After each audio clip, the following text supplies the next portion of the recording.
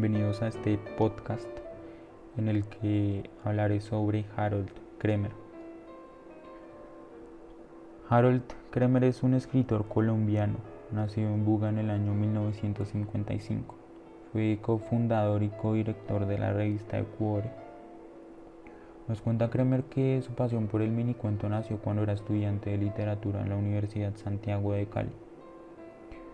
Él y Guillermo Bustamante Zamudio querían hacer una revista de minicuentos y como no encontraron financiación les tocó hacerla con sus pobres recursos de estudiantes.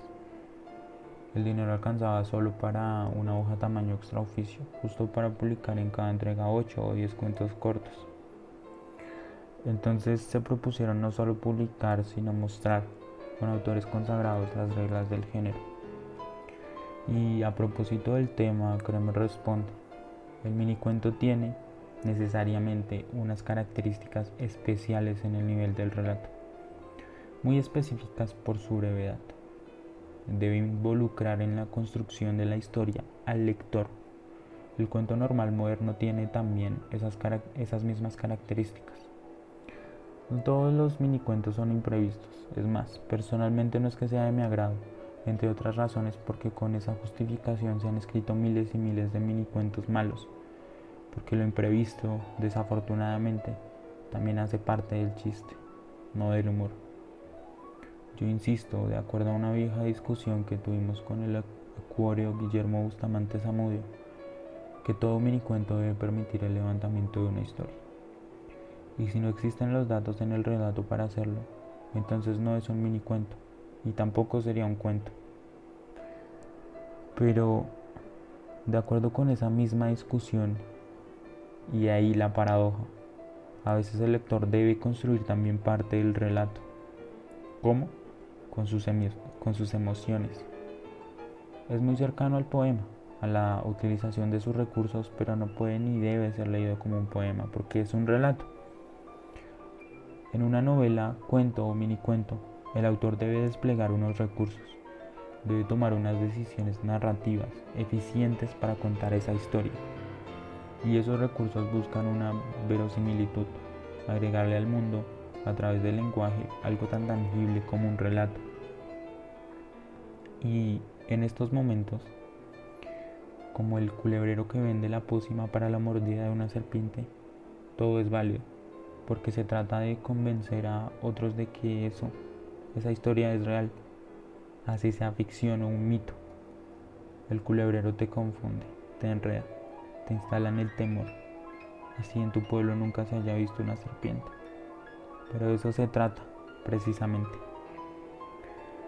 Sobre sus inicios en lo literario, si bien podría decirse de ese modo, Cremer nos cuenta. Bueno, he contado muchas veces lo que sucedió con mi hermano ya. Cuando yo tenía 8 años, tenía un hermano que era como mi hermano estrella, era el ideal, era el modelo a seguir, y mi hermano se suicida. El día que mi hermano se suicidó, yo salía para el colegio, iba a cumplir 8 años, y él me dijo, antes de salir, yo iba de afán, que le compraron unos cigarrillos. Entonces yo le dije, no, José, no puedo, no puedo porque no me dejan entrar al colegio. En aquella época no lo dejaban entrar a uno al colegio. Y arranqué a correr ya. Y cuando volví, mi hermano se había suicidado. Entonces yo siempre me sentí culpable, pensando a esa edad de que si yo le hubiera comprado los cigarrillos a mi hermano no se habría suicidado, porque en vez de suicidarse se habría puesto a fumar. ¿No es cierto? Y fume, pues se le quitaría la idea de suicidarse. Me sentí culpable, negué la muerte de mi hermano durante muchos años y siempre me dije a mí mismo que mi hermano se había ido, pero que él volvía, ¿ya? Que él no estaba muerto.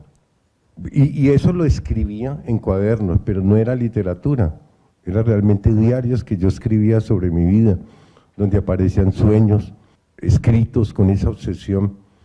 Y era un cuaderno que yo tenía escondido ya. Mi mamá, las mamás todas son sabias y santas. No sé por qué diablos, yo creo que ella leyó al escondido mi cuaderno. Y cuando 5 años después se sacaron los restos de José, Al único que llevó a la brava a sacar los restos de José fue a mí. A la brava me llevó, casi que me cogió de la oreja y me llevó y vamos a sacar los restos de José, usted y yo.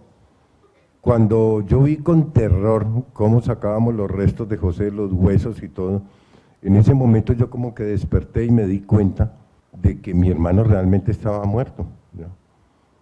Tenía más o menos 13 años. A partir de allí ya como que me liberé de esa idea, de ese fantasma, pero yo ya había empezado a escribir ese diario y a partir de allí empecé como a escribir cuentos, ¿no es cierto? Como a coger esas historias y como a escribirlas como en literatura, ya inventando, ¿no es cierto? Que es la ficción realmente. A los 16 años escribo entonces el primer cuento que se llama La noche más larga. La noche más larga es la historia de José, pero ya es ficción, ¿no es cierto? Un personaje que se llama José, que es un ampón en la familia, y el tipo se ha ido, se ha perdido durante muchos años y los hermanos están felices de que ese man se haya ido, porque ha sido terrible, pero un día aparece en la casa y los hermanos empiezan a preocuparse. La mujer, la hermana, con un ministro se va a casar y este ampón pues, le va a dañar toda esa aureola social que han tenido y entonces ellos deciden matarlo, porque no pueden permitir que este ampón venga desde la tumba nuevamente a perjudicar el nombre de la familia y lo matan. Ese cuento es un narrador en primera persona del plural. Allí es donde yo arranco, pero allí también está un poco la historia de esta que es ficción, ¿no es cierto? Totalmente. Esta novela tiene que ver mucho con mi hermano. Y es la historia de José ya muerto, pero José está en la memoria de varios personajes. Está en la memoria de la abuela, está en la memoria de dos hermanos, Rubén y Rosa, y en la memoria también de la madre, y todo transcurre en Buga, más o menos en los años 50, más o menos en los años 60, con todo el telón de fondo de la violencia que se vivió en Buga. La historia la armé con 4 focalizaciones, hay narradores en la abuela, otro está en Rosa, otro en Rubén y otro en Raquel. Esas focalizaciones cuentan la historia de cada uno, pero es como una telaraña que se van uniendo, es como un alambique, porque cuando la novela termina, se devuelve a una obra de teatro que hay y cuando la obra de teatro termina, se devuelve el principio de la novela. Es decir, un lector juicioso se pasaría toda la vida leyendo esta novela. Si la quiere leer totalmente, la tendría que leer toda la vida porque la novela nunca acabaría. Esa es un poco la idea.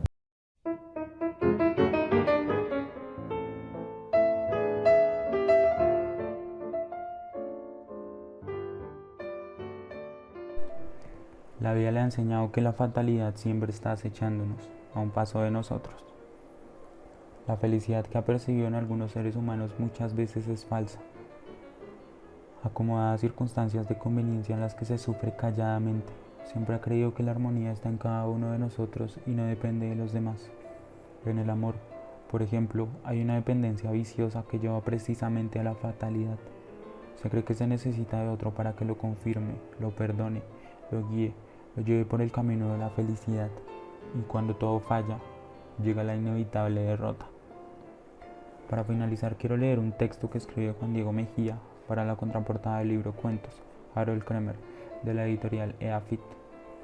Y después de escuchar un fragmento de entrevista en la que Kremer habla sobre su etapa de docente. La propuesta literaria de Harold Kremer se conoció en los años 80, cuando leímos sus primeros cuentos. Uno de ellos, La noche más larga, ganó un premio nacional y fue la confirmación de que se trataba de esos buenos casos en los que el escritor tiene un mundo propio que poco a poco habrá de salir a la luz ante los ojos de los lectores. En estas 3 décadas ha publicado cuentos que por su extensión podrían clasificarse en 2 bloques, los cuentos cortos y los otros, pero sería una manera muy simplista de leerlo. Preferimos hablar, por un lado, de los cuentos que se mueven en el terreno de la fantasía, al mejor estilo de las narraciones orientales, y por otro lado las historias que muestran a personajes desolados, abatidos por la rutina del trabajo y del sexo, seres estos últimos sin mayores esperanzas, condenados a seguir un destino sin posibilidad de cambiarlo. Los minicuentos le han dado un nombre a Kremer en la literatura latinoamericana. La potencia de su palabra, que construye universos con lógicas propias, deslumbra al lector, que siente como si una bala de sueños entrara en todo su cuerpo.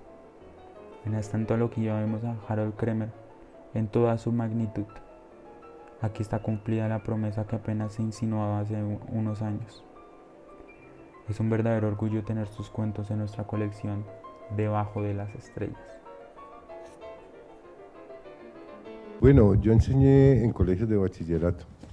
Yo abandoné realmente los programas del Ministerio de Educación, me enfrenté a qué necesitan los estudiantes, a intentar ser pedagogo. Ahora que se oyen tantas teorías sobre pedagogía, yo siempre he pensado que la pedagogía es seducir a alguien para que el conocimiento, para que aprendamos algo, ¿no es cierto? ¿Y cómo? Cada cual tendrá que crear su propia metodología. Uno llega frente a un curso, lo evalúa, hay gente más adelantada que otra, ¿ya? ¿Cómo hacer para seducir a la gente? Y yo me enfrenté a un problema, ¿cómo hacer para que la gente lea? La gente no leía. Entonces, lo que hice fue empezar a trabajar con cuentos. Abandoné las lecturas de novelas, por ejemplo. Imaginen en un sector deprimido, sectores deprimidos de Cali, un muchacho cómo va a leer 100 años de soledad. No lo va a leer. Es muy bonita la idea, muy romántica, pero no la va a leer. Me metí en la cabeza que yo tenía que seducir a estos muchachos para la lectura, tenía que hacerlos buenos lectores y que posteriormente ya ellos en su vida decidirían qué leer. Si ese pelado yo lo cultivo como lector, cuando ese muchacho salga, él verá, puede leer 100 años de soledad, ¿no es cierto? Pero yo no me voy a tirar un muchacho como casi me tiran a mí. Cuando en primero bachillerato me pusieron a leer María. Pero miren que fue terrible. Entonces, teniendo la memoria de lo que fue mi experiencia, yo empecé a trabajar con cuentos con los muchachos, ¿qué les gustaba? Empecé a evaluar, ¿a vos qué te gusta? ¿Ya? Y empezamos a trabajar historias que a ellos les gustaban. Recuerdo una que fue la magia para todos estos muchachos, que es En la diestra de Dios Padre, de Tomás Carrasquilla. Ese texto es una maravilla para ellos, y si uno lo lee con ellos y los estimula por aquí a construir historias sobre relato, a que la historia tome otra dirección. Los muchachos son encantados con En la diestra de Dios Padre de Carrasquilla, con La venganza de Manuel Mejía Vallejo, con una cantidad de cuentos. Entonces empecé con esa experiencia hasta que llegó un momento en que tenía por lo menos 20 cuentos que a estos muchachos les habían gustado. Entonces dije, bueno, ¿por qué no publicarlos? ¿No es cierto? Esa misma experiencia la tuve años después con Crónica, porque empecé a trabajar con ellos también y les gustaba mucho la crónica a los muchachos de bachillerato, porque eran experiencias directas, ¿sí? Porque sentían que eran historias verdaderas. Y a partir de la lectura también los puse a escribir crónicas, y estas crónicas eran muchachos de 12, 13 años, empezaron a escribir, la idea de sugerirles, escribieron sobre sus abuelos, sobre la historia de la familia, se metieron en el problema de la escritura, ¿ya?